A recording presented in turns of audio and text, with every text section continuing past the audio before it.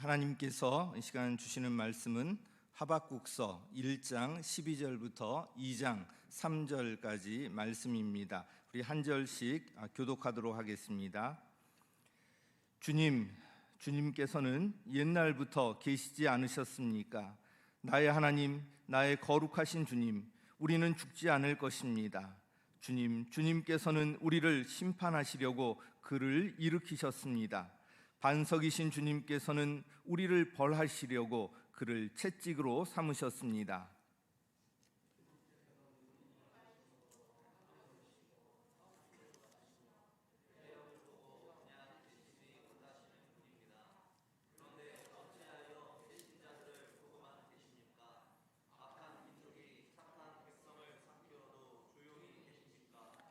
주님께서 백성들을 바다의 고기처럼 만드시고 다스리는 자가 없는 바다 피조물처럼 만드시니 악한 대적이 낚시로 백성을 모두 낚아올리며 그물로 백성을 사로잡아 올리며 쟁이로 끌어모으면 좋아서 날핍니다.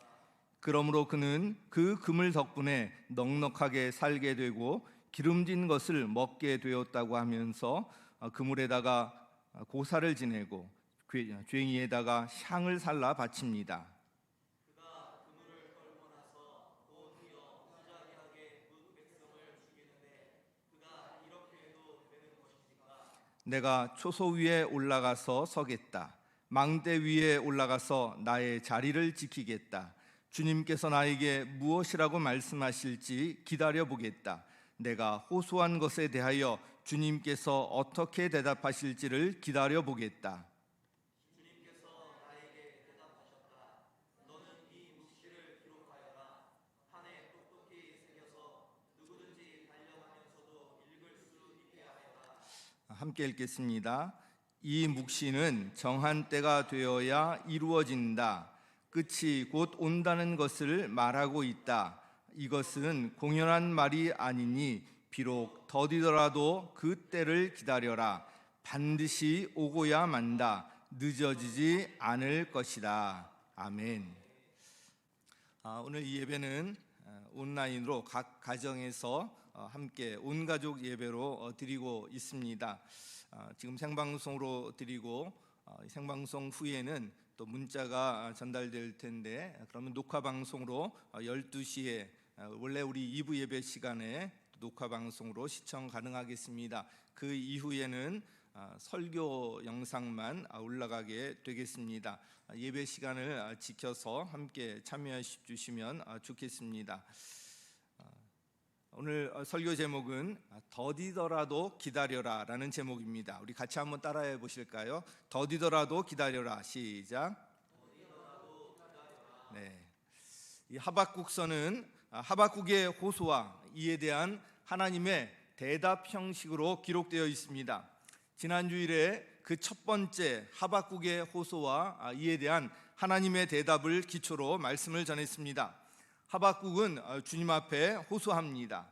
율법이 해이해지고 악인이 의인을 협박하고 약탈과 폭력이 벌어지고 있는데 어찌하여 이 악을 그대로 보기만 하십니까? 이에 대해서 주님께서 대답하십니다. 놀라고 즐겁할 일이 벌어질 것이다. 포악한 바빌로니아 사람을 일으켜서 심판할 것이다. 주님께서 개입하실 것이다. 주권적으로 다스리시고 공의를 바로 세울 것이라고 말씀하셨습니다.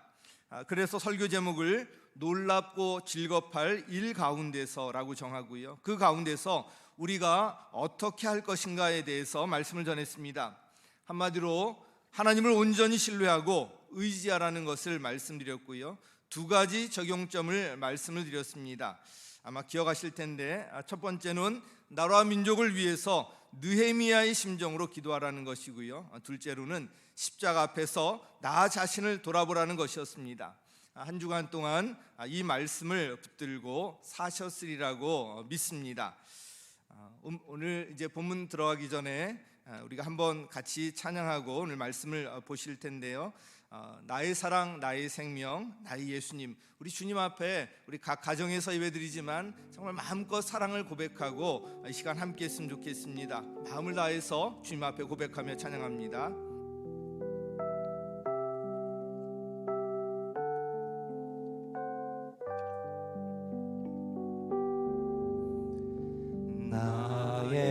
사랑 나의 생명 나의 예수님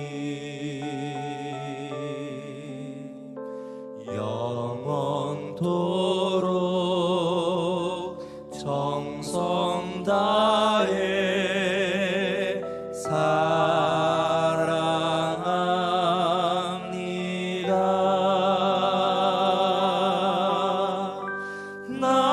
나의 힘 되신 여호와여 내가 사랑합니다.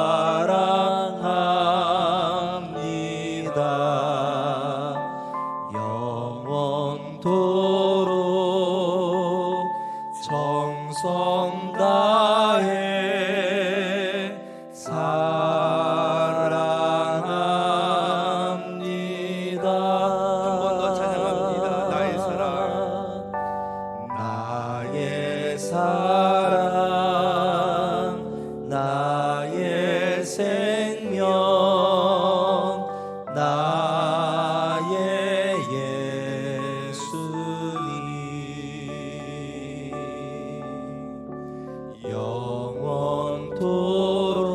영원토록 정성 다해 사랑합니다.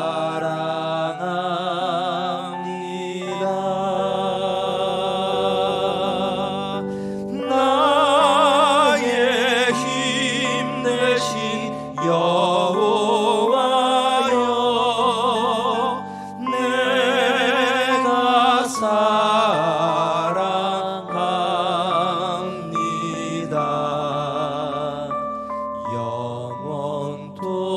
영원토록 정성 다해 사랑합니다.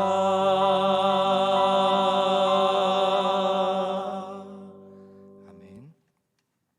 우리 주님께서 우리 사랑 고백을 기뻐 받으셨을 줄 믿습니다. 오늘 본문은 이 하박국의 두 번째 호소와 이에 대한 하나님의 대답으로 이루어져 있습니다. 하박국은 하나님께서 하시는 일에 대해서 이해할 수가 없었습니다. 이스라엘 백성이 심판을 받아 마땅하지만 어떻게 바빌로니아와 같은 포악하고 무자비한 사람들을 통해서 하나님의 백성인 선민인 이스라엘 백성들을 심판할 수 있느냐는 것입니다. 바빌로니아 사람들은 마치 그물로 고기를 낚아 올리듯이 이스라엘 백성들을 마구 짓밟았고 이러다가 이스라엘이 완전히 망하는 것 아닌가 하는 위기감이 몰려왔습니다. 그 내용이 12절부터 17절까지 나오는데 그의 심정이 마지막에 이렇게 표현되어 있습니다. 우리 같이 한번 읽겠습니다. 시작. 그가 이렇게 해도 되는 것입니까? 여기서 그는 바빌로니아 사람들을 말합니다. 다시 한번 읽죠. 시작. 그가 이렇게 해도 되는 것입니까? 눈에 보이는 현실은 너무나도 답답합니다. 이해가 되지 않습니다. 어떻게 바빌로니아 같은 악한 백성이 하나님의 선민인 이스라엘 백성을 짓밟고 조롱할 수가 있는가? 이스라엘 백성들을 이렇게 죽도록 그대로 내버려 두실 수가 있는가? 하박국은 답답하고 이해할 수 없었습니다. 우리도 신앙생활하면서 이런 마음이 들 때가 있지 않습니까? 생각대로 일이 잘 풀리지 않고 답답한 현실에 처할 때가 있습니다. 도저히 어디로 나갈지 길이 안 보이는 때가 있습니다. 말도 안 되는 일로 억울한 일을 당하기도 합니다. 그 억울한 일로 자존심을 상하기도 하고 또 수치스러운 일을 당하기도 하고 낙심하는 마음이 들기도 합니다. 지금 한국 상황이 그렇지 않습니까? 자랑스러운 대한민국이 세계 각국으로부터 입국 금지를 당하고 주변에 가까운 나라로부터도 모욕적인 일을 당하고 있습니다. 이로 인해서 국민들은 사업에 여러 가지 경제적으로 어려움을 겪고 있습니다. 국내적으로 마스크 하나 구입하는 것이 너무나도 어렵습니다. 코로나19는 언제 끝날지 확진자는 계속 늘어나고 답답하기만 합니다. 지금 교회 상황도 마찬가지입니다. 한두 주면 어느 정도 안정이 되고 교회에 모여서 예배 드릴 수 있을 줄 알았는데 또다시 온라인으로 예배를 드려야 하는 상황이 답답합니다. 교회에 나오지 못하고 목장에 함께 모이지 못하는 현실이 답답하기만 합니다. 이런 답답하고 이해할 수 없는 상황 속에서 우리는 어떻게 할 것인가? 오늘 본문을 통해서 이에 대한 답을 찾아보고자 합니다. 그 첫 번째는 자신의 자리를 지키라는 것입니다. 우리 같이 한번 읽겠습니다. 시작. 네, 2장 1절 말씀 다 함께 읽겠습니다. 시작.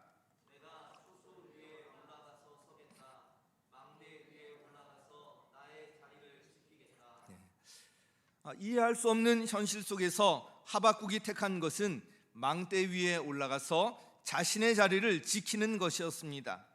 망대 위로 올라간다는 것과 관련해서 하박국이 어떤 일을 하는 사람인지 추측해 볼 수도 있지만 이 말씀의 핵심 의미는 앞절에 있던 하박국의 호소와 관련해서 이해해야 할 것입니다. 바빌로니아 사람들이 이스라엘 백성들에게 그렇게 해도 되는 것입니까? 악인이 의인을 짓밟는다는 것이 말이 되는 일입니까? 이런 질문과 함께 마치 전쟁 상황에서 망대에 올라가서 적의 일거수일투족을 살피는 파수꾼처럼 하나님께서 어떻게 하실지 살피겠다는 것입니다. 하박국으로서는 도저히 받아들일 수 없는 현실 속에서 그의 반항적인 모습도 보이지만 이스라엘을 사랑하는 예언자로서 자신의 충성스러운 모습을 볼 수 있는 구절입니다. 이것은 이어지는 말씀을 통해서도 확인해 볼 수가 있습니다. 2장 1절 하반절 우리 같이 한번 읽겠습니다. 시작.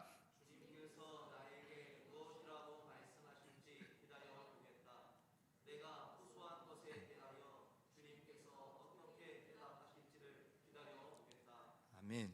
하박국은 예언자입니다. 그에게 기본적으로 맡겨진 일은 하나님의 말씀을 받아서 백성들에게 전하는 일이었습니다. 하박국은 도저히 이해할 수 없는 현실 속에서 포기하거나 피하지 아니하고 하나님 앞으로 더욱 적극적으로 가까이 나아갔습니다. 망대 위에 올라가서 나의 자리를 지키겠다. 주님께서 무엇이라고 말씀하실지 기다려보겠다. 여기에 그의 충성스러운 예언자로서의 결단의 모습이 드러나 있습니다.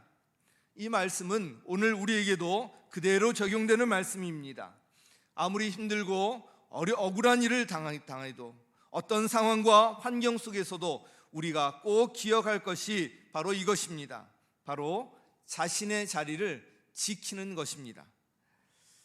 가정에서 나의 자리가 있습니다. 사회와 일터에서 나의 자리가 있습니다. 교회에서 나의 자리가 있습니다. 우리는 이 자리를 지켜야 합니다. 사회가 혼란스럽고 현실을 보면 답답하고 이해할 수 없고 받아들여지지 않는 상황 속에서도 우리는 포기하거나 도망치면 안 됩니다. 자신에게 주어진 자리를 지켜야 합니다. 하나님께서 맡겨주신 자리를 충실히 지켜나가야 합니다. 내가 초소 위에 올라가서 서겠다. 망대 위에 올라가서 나의 자리를 지키겠다. 하박국의 이 고백과 결단이 저와 여러분의 고백과 결단이 되기를 간절히 바랍니다. 자, 두 번째, 이렇게 답답한 현실 속에서 우리가 어떻게 할 것인가? 자신의 자리를 지키고요. 두 번째로는 주님의 말씀을 붙드는 것입니다. 우리 같이 한번 읽겠습니다. 시작. 자신의 자리를 지키면서 어떻게 할 것인가? 바로 주님의 말씀을 붙드는 것입니다. 우리 2절 말씀을 보면 주님께서 나에게 대답하셨다. 너는 이 묵시를 기록하여라. 판에 똑똑히 새겨서 누구든지 달려가면서도 읽을 수 있게 하여라.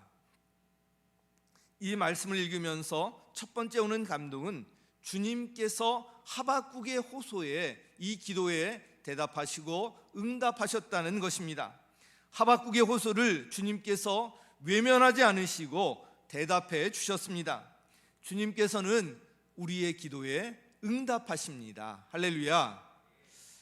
너는 이 묵시를 기록하여라 라고 말씀하고 있는데요, 묵시는 기본적인 의미가 보다라는 뜻을 갖고 있습니다.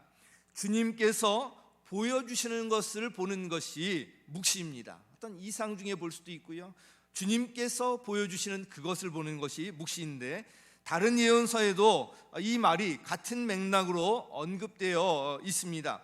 이것은 하나님께서 예언자에게 보이신 것으로서 예언자에게 주신 그 말씀과 거의 같은 맥락으로 이해할 수가 있습니다.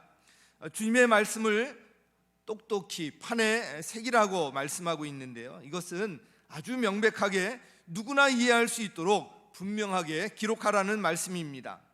누구든지 달려가면서도 읽을 수 있게 하여라 라고 기록되어 있는데, 물론 이렇게 해석할 수도 있지만 히브리어의 본래 의미를 보면 이런 의미를 갖고 있습니다. 그것을 읽는 자가 달릴 것이다. 그것을 읽는 자가 달릴 것이다. 히브리어 원래 의미를 살려서 이 말씀을 다시 풀어서 보면은요, 분명하고 이해하기 쉽게 기록된 이 말씀, 이 묵시를 읽는 사람은 누구나 달려가게 될 것이다 라고 해석할 수가 있습니다. 즉, 이 묵시를 읽고 다른 사람에게 전하기 위해서 달려갈 것이다. 왜요? 여기에 기쁜 소식이 기록되어 있기 때문에. 이 묵시를 읽는 사람마다 희망의 소식, 기쁜 소식을 전하러 달려가게 될 것이라는 말씀입니다. 도저히 받아들일 수 없을 것 같은 이런 현실 속에서 하박국의 호소에 주님께서는 묵시, 즉 말씀을 주셨습니다. 그 말씀을 읽는 사람은 누구나 그 소식을 전하러 달려갈 것이라고 했습니다. 내 앞에 놓여 있는 현실이 힘들고 어려울수록 우리가 붙들어야 할 것은 바로 하나님의 약속의 말씀입니다. 우리는 무엇보다도 말씀을 붙들고 의지하며 나아가야 합니다. 말씀을 붙든다는 것은 나 자신을 내려놓는다는 것입니다. 내 경험과 내 지식으로, 내 생각으로 이해할 수 없을지라도, 내 자존심이 허락하지 아니할지라도 내 생각과 경험, 지식, 자존심을 모두 내려놓고 주님의 말씀을 따른다는 것입니다. 이와 관련해서 떠오른 말씀이 있습니다. 바로 예수님께서 베드로를 부르실 때 말씀입니다.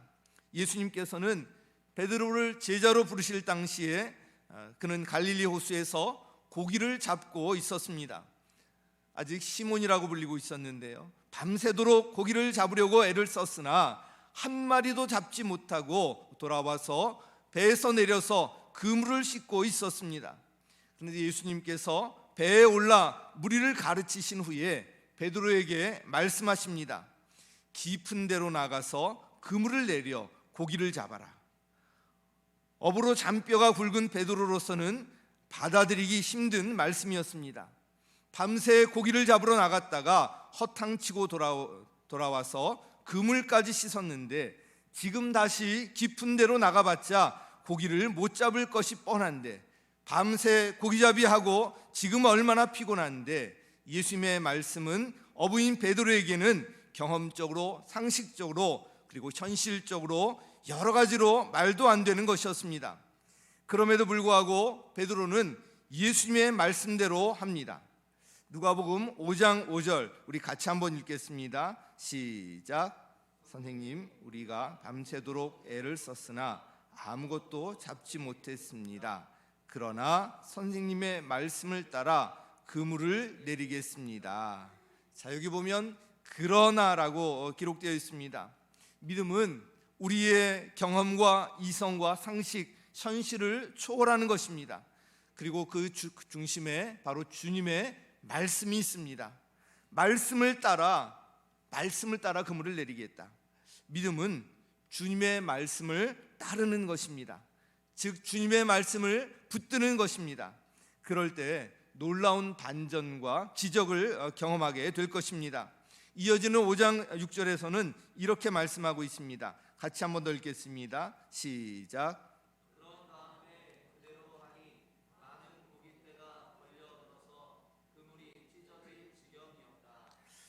베드로는 주님의 말씀을 그대로 따랐습니다.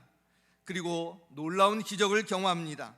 밤새도록 노력했지만 헛수고로 끝났던 베드로, 낙심하고 지쳐있던 베드로, 그에게 주님께서 다가와 말씀하셨고요, 베드로는 놀라운 기적을 경험하게 됩니다. 베드로가 한 것은 자신의 생각을 내려놓고 주님의 말씀을 붙들고 그대로 따른 것뿐이었습니다. 이해할 수 없는 현실 속에서 우리는 자신의 자리를 지키며 주님의 말씀을 붙들어야 합니다. 왜 그렇죠? 그 안에 주님의 약속이 있기 때문입니다. 그 안에 소망이 있기 때문입니다. 그 안에 능력이 있기 때문입니다. 그 안에 구원에 이르는 지혜가 있기 때문입니다. 그 안에 우리가 사는 생명의 길이 있기 때문입니다.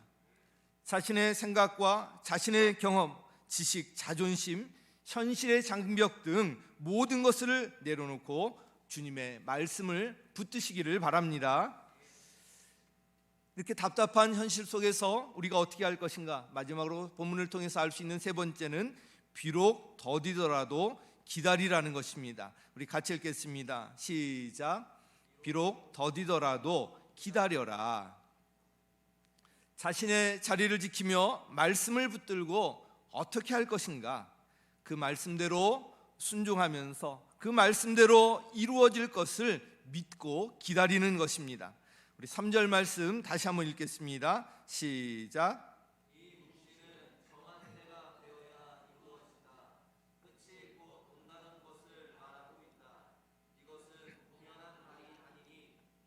더디더라도 그때를 기다려라. 반드시 오고야 만다. 늦어지지 않을 것이다. 아멘. 이 말씀이 반드시 이루어질 것이라고 분명하고 확신을 가지고 말씀하고 있습니다. 모든 일에 하나님의 때가 있다는 것입니다. 우리 생각에는 응답이 왜 이렇게 없는가? 응답이 왜 이렇게 더디냐? 이렇게 생각할 수 있지만 하나님께서는 하나님의 때에 말씀대로 반드시 이루신다는 것입니다. 그러니 비록 더디더라도 그때를 기다리라는 것입니다. 기다리라에 해당하는 히브리어의 본래 말 속에는요, 기대, 소망이라는 의미가 담겨 있습니다. 즉 막연히 기다리라는 것이 아니라 말씀대로 응답될 것을 소망을 갖고 기다리라는 것입니다. 약속의 말씀을 이루실 하나님께서 하나님의 때에 최선의 것을 최선의 방법으로 이루어 주십니다.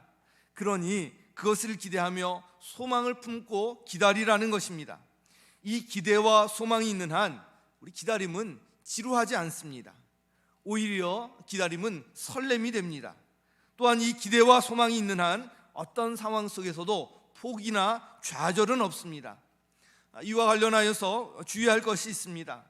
우리는 흔히 기도할 때 이미 우리 마음에 결정을 다 내려놓고 기도로 확인을 받으려 하는 경우가 많은데 이것은 잘못된 것입니다. 먼저 우리의 마음을 내려놓고 비우고 주님의 인도를 받아야 합니다. 그리고 어떠한 인도하심에도 순종하겠다고 결심해야 합니다. 그것이 나의 생각이나 나의 계획, 나의 기대와 다를지라도 하나님께 순종하겠다는 결단이 있을 때 하나님의 인도를 온전히 받을 수가 있습니다. 이와 관련해서 우리 이사야서 55장 8절과 9절 말씀 계속해서 같이 읽도록 하겠습니다. 시작. 나의 생각은 다르며 너희의 길은 나의 길과 다르다. 주님께서 하신 말씀이다. 59절 시작. 하늘이 땅보다 높듯이 나의 길은 너희의 길보다 높으며 나의 생각은 너희의 생각보다 높다. 한 번 더 읽도록 하겠습니다. 하늘이 땅보다 시작. 하늘이 땅보다 높듯이 나의 길은 너희의 길보다 높으며 나의 생각은 너희의 생각보다 높다. 아멘. 말씀을 따른다는 것은 보이지 않는 것을 따라가는 것입니다. 경험하지 못했던 미지의 세계를 주님의 말씀을 신뢰하며 가는 것입니다. 보이지 않지만 우리의 길보다 높고 우리의 생각보다 높은 그 주님을 믿음으로 의지하며 따라가는 것입니다. 이것이 바로 믿음입니다. 이와 관련하여서 로마서 말씀 한 구절 다 같이 읽고 설교를 맺도록 하겠습니다. 우리 로마서 8장 24절 25절 말씀 개역개정 성경으로 우리 같이 읽겠습니다. 시작. 구원을 얻었음에 보이는 소망이 소망이 아니니 보는 것을 누가 바라리요. 만일 우리가 보지 못하는 것을 바라면 참음으로 기다릴지니라. 한 번 더 읽겠습니다. 시작. 우리가 소망으로 구원을 얻었음에 보이는 소망이 소망이 아니니 보는 것을 누가 바라리요. 만일 우리가 보지 못하는 것을 바라면 참음으로 기다릴지니라. 아멘. 오늘 더디더라도 기다려라 라는 제목 아래 답답하고 이해할 수 없는 현실 속에서 우리가 크리스천으로서 어떻게 살아갈까라는 질문에 대해 본문에서 답을 찾아보았습니다. 세 가지를 말씀드렸습니다. 첫째로 자신의 자리를 지켜야 합니다. 현실이 답답하고 혼란스러울수록 우리는 자신의 자리를 지켜야 합니다. 가정에서, 일터에서, 교회와 목장에서 여러분이 있어야 할 자리는 어디입니까? 나에게 주어진 자리, 주님께서 맡겨주신 자리를 끝까지 지키시기 바랍니다. 둘째로 주님의 말씀을 붙들라는 것입니다. 자리를 지키며 주님의 말씀을 붙드는 것입니다. 말씀을 붙든다는 것은 자신을 내려놓는 것이라고 말씀드렸습니다. 나의 생각을 내려놓고요, 나의 경험과 지식, 현실의 상황 등 자신의 모든 것을 내려놓고 주님의 말씀을 붙드는 것입니다. 마지막으로 자신의 자리를 지키며 주님의 말씀을 붙들고 비록 더디더라도 기다리라는 것입니다. 주님은 신실하십니다. 우리가 믿는 하나님은 약속하신 말씀을 반드시 이루시는 분이십니다. 내 생각, 내 계획, 내 기대와 다를지라도 주님의 말씀을 붙들고 기다리시기 바랍니다. 나의 길보다 높고 나의 생각보다 높은 주님께서 하나님의 때에 최선의 길로 그리고 최선의 방법으로 인도하실 것입니다. 사랑하는 여러분 모두, 우리는 모두 어려운 때를 지나고 있습니다. 이런 때일수록 주님 앞에서 자신의 자리를 지키시기 바랍니다. 주님의 말씀을 더욱 가까이 하고 약속의 말씀을 붙드시기 바랍니다. 그리고 신실하신 주님을 믿고 주님의 때를 기다리며 모두 주님 안에서 승리하시기를 예수님의 이름으로 간절히 축원합니다.